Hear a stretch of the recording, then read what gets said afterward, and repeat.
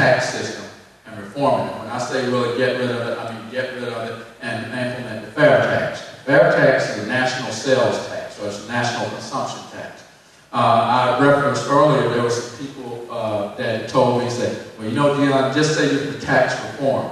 And, you know, whether it's the value-added tax, whether it's the value-added tax or the flat tax, and you look at the fair tax. You know, just say whichever one you want, and say you for any of them. Many of them would do good. And I studied all of them. And when you read it, I'm willing to have that debate. Now, a lot of our opponents on the Republican side, they come out and say they're for a fair tax, and they might mean it. But if you come across them in their Congressional District 24, you ask them why are they for it, what's the rationale for it. They see the same thing you see. They see the Ron Paul people, they see the fair tax activists or whatever, and so all of a sudden everybody's converted into, oh, I'm a fair tax proponent or whatever. But when you sit down and you talk to them, you see what are the real reasons why they want to do it. And the primary reason you want to go for the fair tax is in that it impacts and they do when you have people, when I'm talking about people still have children living at home and things going on where they said the standard of living for the future generations, our kids, is going to be left with nothing less than what we have now. If you look at the fair tax, you're going to get rid of income tax, you're going to get rid of payroll tax, you're going to get rid of the corporate tax, you're going to get rid of capital gains tax, dividend tax, you're going to get rid of all those taxes. And you're just going to have 23% is what it is now, fair tax. And once you get rid of all those taxes and complying or whatever, so when you spend money, that's when you're going to be taxed on it. So if you're working in Starbucks or you're working in you're going to take whatever money. So if you're making $10 an hour, you're going to take home $10 an hour. You can stay with your parents, save it, and then always going to get taxed if you decide to buy a car or whatever you decide to do. And I think that's one of the most powerful things we can do when you're talking about helping poor people. And we aren't going to get into the details of it, but if you're concerned about it being regressive, about the poor person, they have a prebate where there's a check goes to make sure everybody's up at the poverty level. And I think this is is great. I think the time has come to put something like this in. Repeal the 16th Amendment, which gives Congress the power to put the income tax in. And I think that's one of the most powerful, unleashing entrepreneurism or whatever in America to bring more capital into the country. And I can talk about it in more and more detail. I've been talking to people.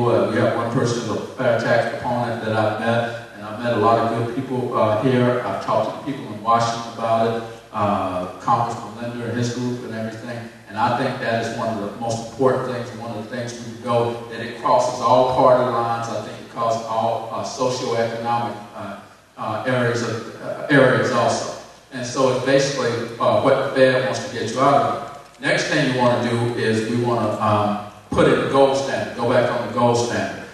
People don't realize how inflation and how the debasement of the currency, and I know Ron Paul and those guys have been harping on it, and ever since 1988 and 1987 when I was in college Republican back when we supported Jack Kemp when he was running in the primary against the first George President Bush, whatever, there was the gold standard. And I finally had a eureka moment where I understood what the gold standard meant and what it meant as far as having a hard currency. And it keeps the government from just printing money and printing money and printing money. And that's how we ended up in there. Housing prices went up, but they went up. That was inflation.